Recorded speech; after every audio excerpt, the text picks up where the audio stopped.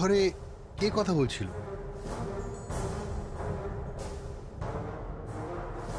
এই ঘরে কে কথা বলছিল?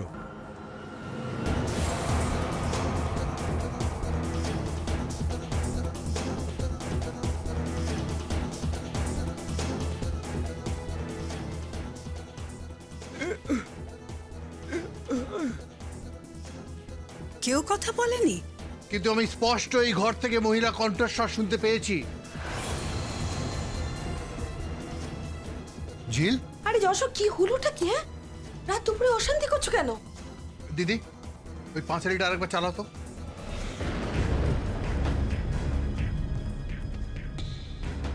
দোল পূর্ণিমা নিশি, নির্মল আকাশ, ধীরে ধীরে বহিতেছে মলয়। এই মাত্র এই কণ্ঠস্বরটা এই ঘর থেকে ভেসে আসতে শুনেছি। এই কণ্ঠস্বর শুনেছো? আরে কি বলছো তুমি? এই ঘরে এই কণ্ঠস্বর কি করে পাবে? সেটাই তো আমার প্রশ্ন। তাহলে কি ঝিল? তোমার বাড়ি শহরেতে, আমার নদীর তীরে ঘর। তুমি হাঁটো রাজপথে, আমি আল বরাবর। তোমার বাড়ির দেওয়ালেতে আকাশ আঁকিবুকি, আমার বাড়ির পেছনটাতে জামরুল গাছের সবুজ টিয়া পাখি। অনেকদিন গেছো তুমি, তবুও তোমায় মনে রাখি। তোমার যখন হলুদ সকাল, আমার সূর্যাস্ত হয়।